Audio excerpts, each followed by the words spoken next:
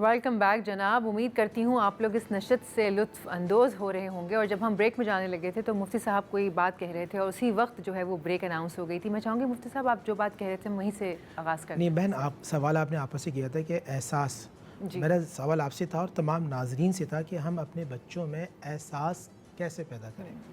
دیکھیں، ایک تو احساس کمتری بہت زیادہ پیدا کر دیتے ہیں بچوں میں. وہ احساس کمتری اس طرح پیدا کرتے ہیں کہ جب آپ بچوں کی ریس لگاتے ہیں کہ فلاں خاندان کا بچہ اتنا اچھا تم کیوں نہیں. کمپٹیشن اس طرح بچوں میں احساس نہیں پیدا ہوتا بلکہ احساس کمتری پیدا ہو جاتا ہے. پھر وہ ہر ایک کے مخالف ہونا شروع ہو جاتے ہیں. بچے کے اندر نگیٹیوٹی ہم ڈالتے ہیں. ایک سادہ کاغذ ہے، یہ بچے ایک سادہ کاغذ ہوتے ہیں، اس پہ آپ چاہے نفرت لکھتے ہیں، آپ چاہیں اس پہ محبت لکھتے ہیں. دوسری کہ آپ چاہتے ہیں کہ بچوں میں احساس پیدا ہو، تو ماں اور باپ دونوں کو مشورہ دوں گا، آپ ایک دوسرے کا احترام کریں اور ایک دوسرے کا احساس کریں. جب باپ بچے کے سامنے ماں کا احساس کرے گا تو بچے ماں کا احساس کریں گے. جب ماں بچے کے سامنے باپ کا احساس کرے گی تو بچے باپ کا احساس کریں گے. خاندان کے دوسرے لوگوں کا بچہ دیکھیں، آپ بچوں کو پڑھا نہیں سکتے، بچہ سب سے پہلے دیکھ رہا ہے، دیکھنے کے بعد وہ سیکھ رہا ہے. جہاں آپ اپنے ورکرز کو نگلیکٹ کریں، آپ ان سے برا رویہ رکھیں، تو بچے آپ ہی سمجھتے ہیں کہ بچے اچھے احساس کرنے والے پیدا ہوں، کبھی نہیں ہوں گے. وہ بدتمیز ہوں گے اور وہ بہت زیادہ خطرناک قسم کا بیہیویئر آپ کے سامنے دکھائیں گے. تو سب سے پہلے ماں باپ جو ایک کھلی کتاب ہے ان کو ہی سمجھانا. رحمت الہی کا ہمارا جو آج ایک ٹاپک ہے، رحمت الہی ہم بچوں کو کیسے سمجھا سکتے ہیں. فَبِأَيِّ آلَاءِ رَبِّكُمَا تُكَذِّبَانِ. جب ایک ماں بیٹھے کھانا کھلاتے ہوئے بچے سے بات کرے. میں نے آپ کے پروگرام میں پہلے بھی کہا تھا 2 ٹائم کم از کم ایسے ہوتے ہیں جب بچے کی لرننگ پروسیس بہت اسٹرانگ ہوتی ہے. ایک جب بچہ کھانا کھا رہا ہوتا ہے، وہ آپ سے سوالات کر رہا ہوتا ہے، آپ چاہتے ہیں کہ آپ اس کے دل میں اللہ کی محبت ڈالیں، رسول اللہ صلی اللہ علیہ وسلم کی محبت ڈالیں، صحابہ اور اہل بیت اطہار کی محبت ڈالیں. تو آپ چھوٹے چھوٹے واقعات ان کو بیان کریں. جس طرح ہمارے یہاں پہلے نانی دادیاں ہوتی تھیں، وہ بچوں کو چھوٹے چھوٹے واقعات کے اندر ایک سبق سمجھا دیا کرتی تھیں. دوسرا یہ کہ بچہ جب باہر نکلتا ہے، جب باہر نکلنے، میں اب کہوں گا اپنے بھائیوں سے اور بہنوں سے اپنے بچوں کو لے کے جائیں.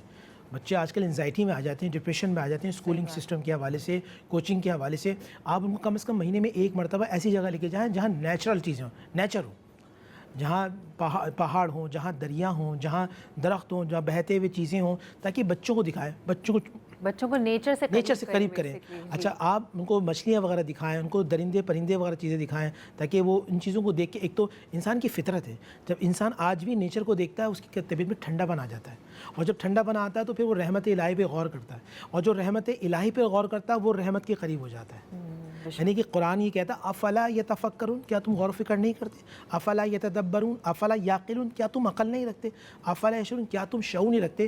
تو میں سمجھتا ہوں رحمت الہی اسے ملے گی جو شعور رکھتا ہوگا، اور شعور پیدا کرنا پڑے گا.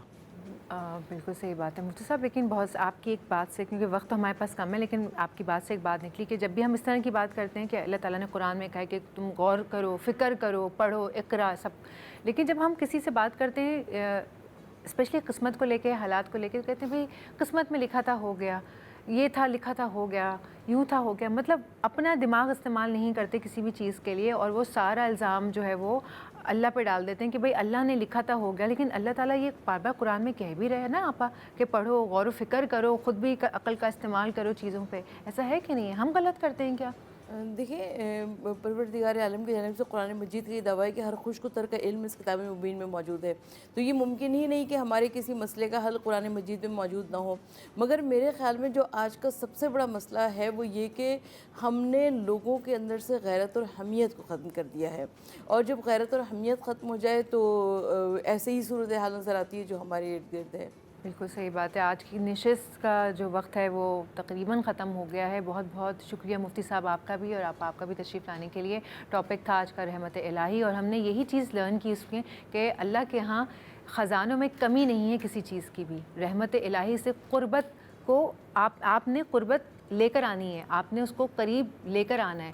وہ تو ویسے ہی قریب ہیں، لیکن وہ چاہتے ہیں کہ ہم بھی ان کی طرف ہاتھ بڑھائیں. وہ چاہتا ہے کہ ہم اس کی طرف ہاتھ پھیلائیں، ہم مانگیں.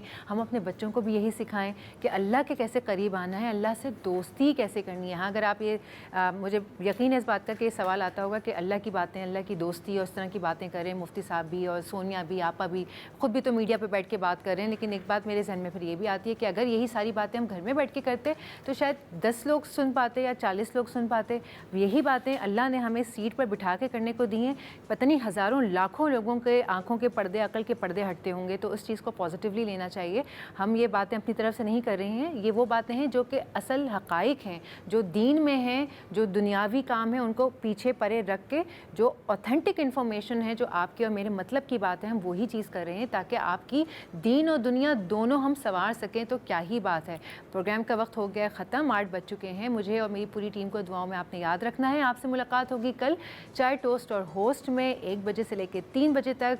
और ये जो रौनक है 2-3 दिन तो रमज़ान की रौनक है, उसके बाद ईद का समा होगा इंशाल्लाह, तो फिर ईद की रौनक लगेगी। दुआओं में याद रखिएगा मुझे और मेरी पूरी टीम को। अपना बहुत ख्याल रखिएगा। अल्लाह हाफ़िज़।